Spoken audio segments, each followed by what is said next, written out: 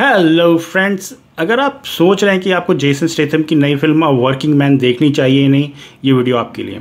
इस फिल्म को डायरेक्ट किया है डेविड एयर ने और उसमें स्टार्स हैं जेसन स्टेथम और माइकल पेन्या।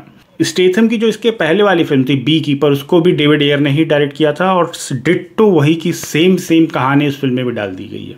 और सेम मैं कहूँगा कि मतलब जो टेम्पलेट है वही सेम टेम्पलेट यूज़ किया गया है।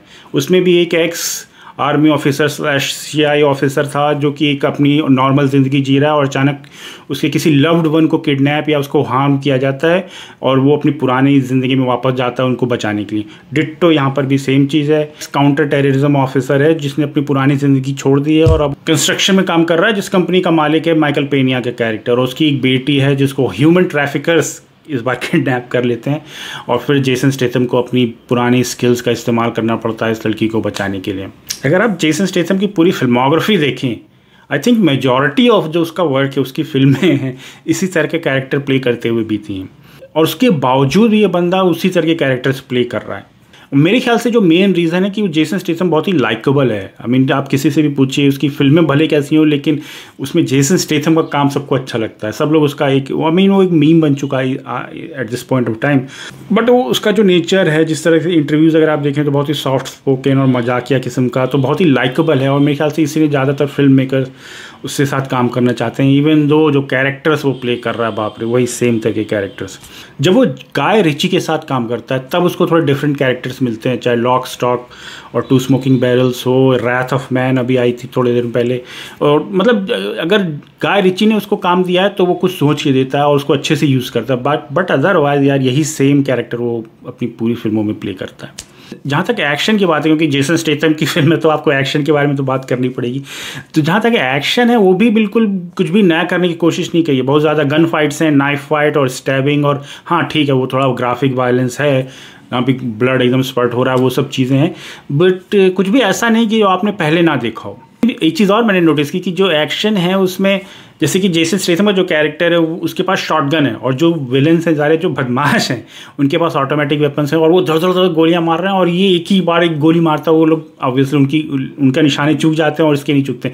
और ये बंदा बचने की भी कोशिश नहीं करता, डक भी नहीं कर रहा है, बस सीधा घुसता जा रहा है और गोलियाँ चला रहा है। होता उससे ये है कि जो कैरेक्टर है कभी भी वनरेबल नहीं लगता, कभी खतरे में नहीं लगता है। और जब खतरे में जब आपका कैरेक्टर नहीं लगेगा तो आप ह्यूमन नहीं लगता, तो आप उससे इंगेज नहीं हो पाते, आप उससे इम्पथाइज नहीं कर पाते हैं, उसकी सिचुएशन नहीं समझ पाते हैं। वो almost like a super hero है।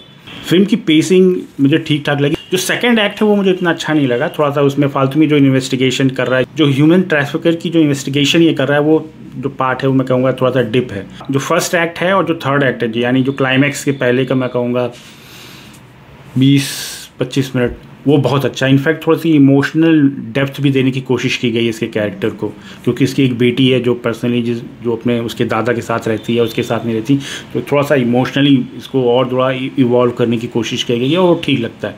बट क्योंकि हम लोगों ने इस तरह की कहानी और इस तरह की कैरेक्टर को और खुद जेसन स्टेथम को प्ले करते हुए इस तरह के कैरेक्टर को इतनी बार देखा है, तो आप कोई नॉवेल्टी फैक्टर नहीं है, कुछ नयापन आपको नहीं लगता है, आपको पता है कि एंड कैसे होगी फिल्म।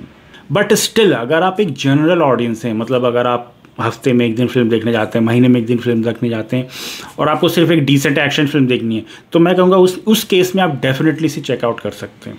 सेकंड एक्ट मैंने कहा थोड़ा सा डाउन होती है फिल्म, बट फर्स्ट एक्ट और थर्ड एक्ट ठीक है। स्टिल मैं ये नहीं कहूँगा कि ग्रेट एक्शन फिल्म है और आपने ऐसा कुछ नहीं देखा होगा, बट एक डिसेंट एक्शन फिल्म है और आप इसे चेकआउट कर सकते हैं। फिल्म का रन टाइम 1 घंटे 56 मिनट है और फिल्म रेटेड R है, क्योंकि ब्लडी वायलेंस है तो इसलिए फिल्म को रेटेड R दिया गया और बच्चों के साथ आप इस फिल्म को नहीं देख सकते। So that's it, a working man. अगर आपने ये फिल्म देखी है तो आपको कैसी लगी मुझे कमेंट सेक्शन में लिख के ज़रूर बताइएगा और मैं आपसे मिलूंगा अगले वीडियो में। बाय।